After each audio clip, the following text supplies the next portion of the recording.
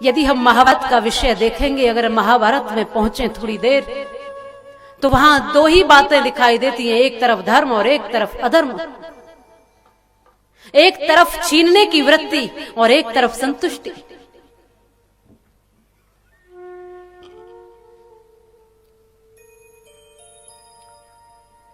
और आज हम सब देखते हैं कि परिवारों में भी आज महाभारत की स्थिति बनी हुई है।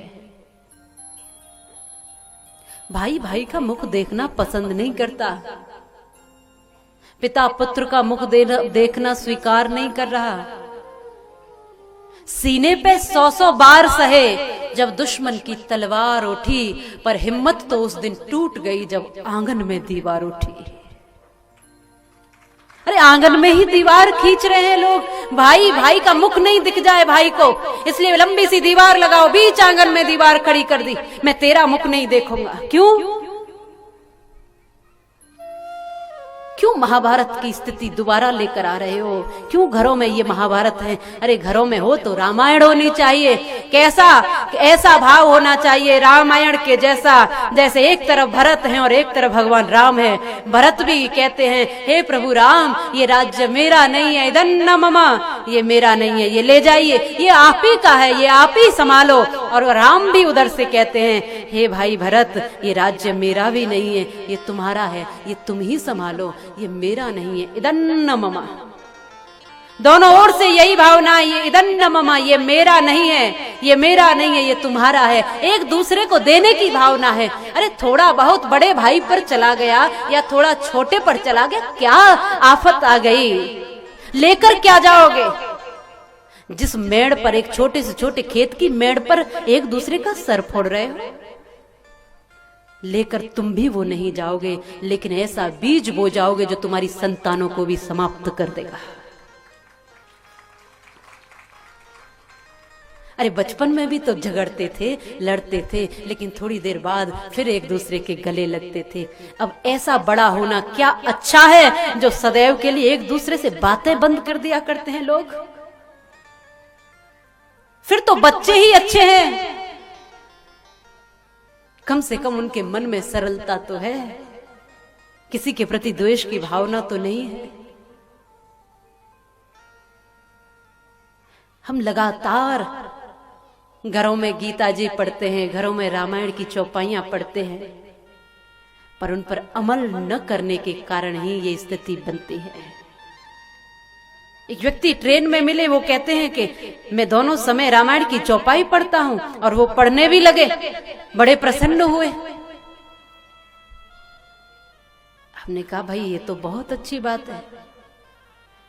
बोले सुबह शाम चाहे मैं कहीं पर भी हूं, रामायण पढ़ना बंद नहीं करता, रामायण की चौपाइयां सुबह भी पढ़ता हूं, शाम को भी पढ़ता हूं, ये रोज का मेरा नियम है, ये तो बहुत अच्छी बात है। पूछा कहाँ जा रहे हो? बोले कुछ नहीं, बस छोटे भाई से थोड़ा सा मुकदमा लगा हुआ है तो कोर्ट जा रहा हूं।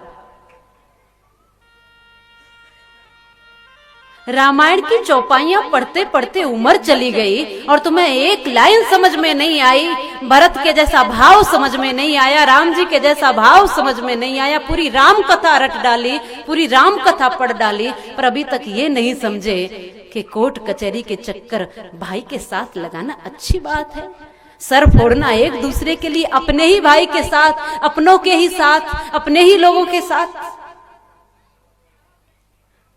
और सच बताऊं तो आजकल लोग ज्यादा झगड़ा बेमतलब की बातों पर ही करते हैं, जिन बातों का कोई मतलब ही नहीं होता। यदि सार निकाल कर देखा जाए तो कोई ऐसी बड़ी बात होती नहीं। क्यों माताओं? घर परिवारों में भी बहुत छोटी छोटी सी बातों पर हम झगड़ा कर लेते हैं, बहुत छोटी छोटी सी बातों पर झगड़ा कर लेते हैं। ये अच्छी बात नहीं है।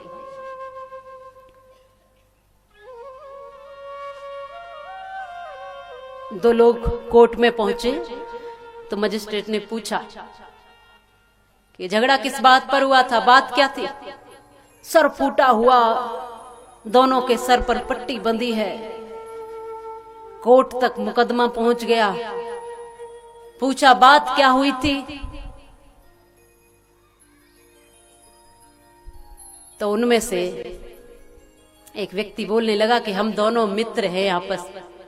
अब सोचो, मित्र ऐसे होंगे तो शत्रु कैसे होते हैं। कहने लगे हम तो दोनों मित्र हैं। नदी के किनारे बालू में बैठे हुए थे, आपस में चर्चा कर रहे थे एक दूसरे से। तो बातों ही बातों में चर्चा निकली। तो एक व्यक्ति ने, जो दो हैं उनमें से एक ने कहा चर्चा करते करते कि भैया देखो, मैं तो भैंस खरीदूंगा। मेरा विचार बन रहा है भैंस खरीदने का।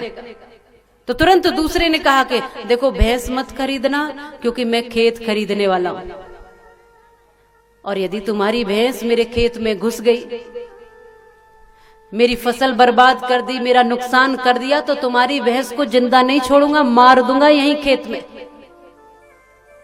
अब दूसरे ने भी कहा कि मेरा तो विचार पहले ही बन गया है, मैं तो भैंस ही खरीदूंगा, तुम खेत खरीदने वाले, तुम और कुछ खरीद लो, तुम क्यों खरीदते हो? और देखो, भैंस तो भैंस होती है, वो क्या जानती है, वो फसल में भी घुस सकती है, खेत में भी घुस सकती है, फसल बर्बाद भी कर सकती है।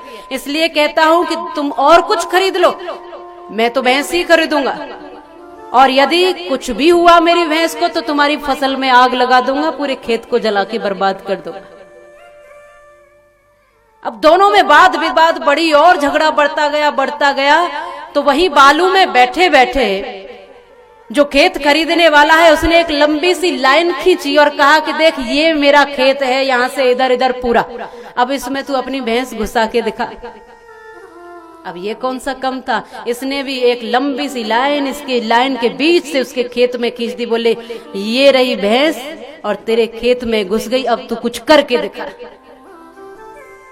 और बस इतनी सी ही बात थी कि दोनों में इतना झगड़ा हुआ कि दोनों के सर फूटे, कोर्ट तक पहुंचे, हॉस्पिटल पहुंचे। अभी न तो भैंस खरीदी गई, न खेत खरीदा गया।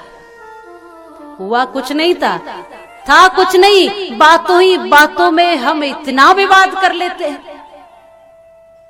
किसी बड़े से बड़े झगड़े की अगर नींव को देखोगे, बुनियाद को देखोगे, तो बुनियाद बिल्कुल खोखली, क्योंकि झगड़ों की बुनियाद मजबूत होती कहाँ है? अरे बुनियाद तो प्रेम की मजबूत होती है, जो हिलाने से भी हिलती नहीं है। झगड़ों में रखा भी क्या है? बिना बात के झगड़े हैं। जिसके मन में छीनने की भावना है वही झगड़ा करेगा, जिसके मन में त्याग की भावना है वो कभी झगड़ा नहीं करेगा। अरे हक छीन कर किसी का ना चैन पाएगा तू, और देगा जवाब क्या जब परलोक जाएगा तू। क्यों भूलता है जग में भगवान तू नहीं है, सबसे बड़ा जगत में बलवान तू नहीं है। अपने किए कर्म पर बस आंसू बहाएगा तू, देगा जवाब क्या जब परलोक जाएगा तू। कुछ मिलने वाला नहीं है। यहाँ दुर्योधन ने कहा इदम ममा, ये मेरा है। भगवान तो स्वयं समझाने के लिए गए। प्रभु तो कभी चाहते नहीं थे कि ये महाभारत हो या ये युद्ध हो या ये झगड़े हो। भगवान तो स्वयं गए हैं शांति दूत बनकर समझाने के लिए। दुर्योधन को बड़े नम्रता से, प्रेम से, भाव से समझाया कि भैया युद्ध में कुछ नहीं रखा, विनाश ही विनाश है। तो दुर्योधन ने तुरंत जवाब दिया, आपको बताने की जरूरत नहीं है, ज्यादा धर्म के पाठ मुझे न पढ़ाइए।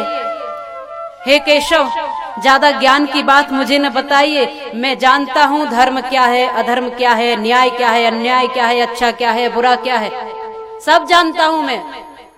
आपको बताने की आवश्यकता नहीं है।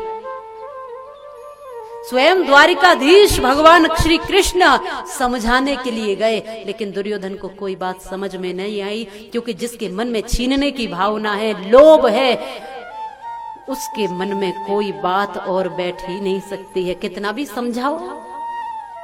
स्वयं भगवान की बात भी समझ में न आई। उसने कहा कि प्रभु, बिना युद्ध के, आप कहते हो कि 5 गांव दे दो, बिना युद्ध के तो सुई की नोक के अग्रभाग के बराबर भी नहीं दूंगा। और जाकर पांडवों को ये संदेश दे दो, यदि उनके अंदर बल है तो मुझसे युद्ध करें और युद्ध में जीतकर सब कुछ ले लें, बिना युद्ध के इतना भी न दूंगा।